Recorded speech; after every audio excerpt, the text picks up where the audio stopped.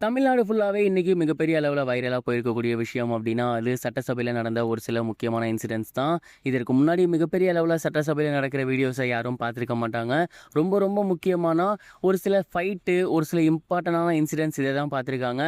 ஆனா யூசுவலா பதவி இருக்கிறத கூட இன்னைக்கு பார்த்திருக்காங்க அப்படின்னா, அதற்கு ஒன் அண்ட் ஒன்லி ரீசன் தளபதி விஜய் அவர்கள் மட்டும் தான். இன்னைக்கு தமிழக சட்டசபையில பார்த்தீங்கன்னா, எல்லா எம்எல்ஏஸும் பதவி ஏத்துட்டு இருந்தாங்க. அண்ட் அப்படி பதவி ஏற்கும்போது செந்தில் பாலாஜி அவர்களுமே வந்து பதவி ஏத்திருந்தாரு.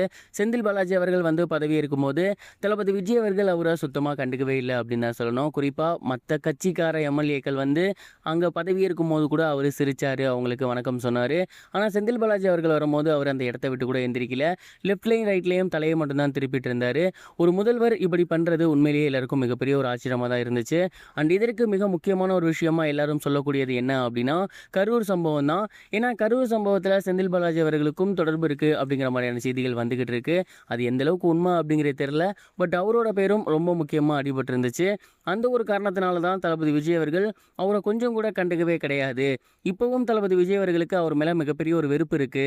இன்னமும் அவர் கரூர் சம்பவத்தை மறக்காம இருக்காரு. அந்த ஒரு காரணத்தினால தான் செந்தில் பாலாஜி அவர்கள் வந்து பதவி ஏற்கும்போது அவரை பார்த்து சிரிக்கல. அவர் சைடு திரும்ப கூட இல்லை.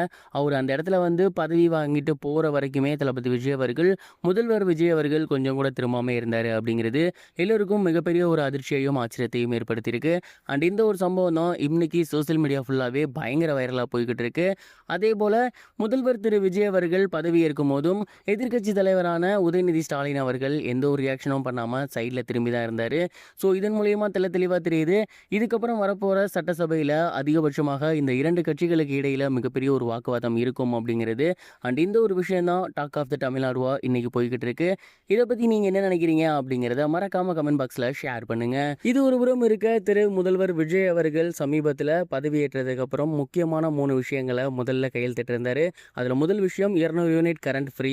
அதே போல் 2 மாதத்துக்கு ஒரு தடவை தான் தமிழ்நாடு எலக்ட்ரிக்கலில் வந்து பார்த்தீங்கன்னா பில் பே பண்ணுற மாதிரி இருந்துச்சு. அதை மாதத்துக்கு ஒருக்க அப்படிங்கிற மாதிரி அவர் அமல்படுத்த போகிறாரு. அண்ட் இந்த ஒரு விஷயம் எல்லாருக்குமே இருக்குது அப்படிங்கிற மாதிரி எல்லாரும் நினச்சிட்டு இருந்த நேரத்தில் இது எல்லாத்துக்குமே எல்லாம் கிடையாது. மாதத்துக்கு 500 யூனிட்குள்ளே வரவங்களுக்கு மட்டும்தான் அது இருக்குது அப்படின்னு சொல்லியிருக்குது. சாதாரண மக்களுக்கு மிகப்பெரிய ஒரு பேரதிர்ச்சியை ஏற்படுத்தியிருக்கு. அண்ட் இந்த ஒரு விஷயம் தொடர்பாக நிறைய பேர் கேட்கும்போது ஒரு சிலர் ஆதரவாகவும் ஒரு சிலர் எதிர்ப்பாகவும் சொல்கிறாங்க. முக்கியமாக சொல்லக்கூடியது என்ன அப்படின்னா, 500 யூனிட்டுக்கு மேலே பயன்படுத்துகிறவங்களாம் மிகப்பெரிய பணக்காரங்களாக தான் இருப்பாங்க. குறிப்பாக ஃப்ரிட்ஜு, வாஷிங் மிஷின், இந்த மாதிரி ஏசிலாம் வச்சுருக்கக்கூடிய ஒரு நபரால் தான் 500 யூனிட்டுக்கு மேலே பயன்படுத்த முடியும். ஸோ அவங்களுக்கு 200 யூனிட் ஃப்ரீ கொடுக்குறது அப்படிங்கிறது வேஸ்ட்டு. அதனால தான் அவர் சாமானிய மக்களுக்கு இதை கொடுத்துருக்காருன்னு சொல்கிறாங்க. எனக்கு தெரிஞ்சு இந்த ஒரு 500 யூனிட் கீழே உள்ளவங்களுக்கு மட்டும்தான் இது அப்படின்னு கொடுத்தது ரொம்ப ரொம்ப நல்ல விஷயம் தான் நான் நினைக்கிறேன். நீங்கள் இதை பற்றி என்ன நினைக்கிறீங்க? மறக்காமல் கமெண்ட் பாக்ஸில் ஷேர் பண்ணுங்கள். இது வரைக்கும் கனெக்டிங் டிவிக்கு சப்ஸ்கிரைப் பண்ணனா மறக்காமல் சப்ஸ்கிரைப் பண்ணிக்கங்க. உடனடி அப்டேட்ஸ் பெறுவதற்கு நோட்டிஃபிகேஷன் பெல்லையும் கிளிக் பண்ணிக்கங்க.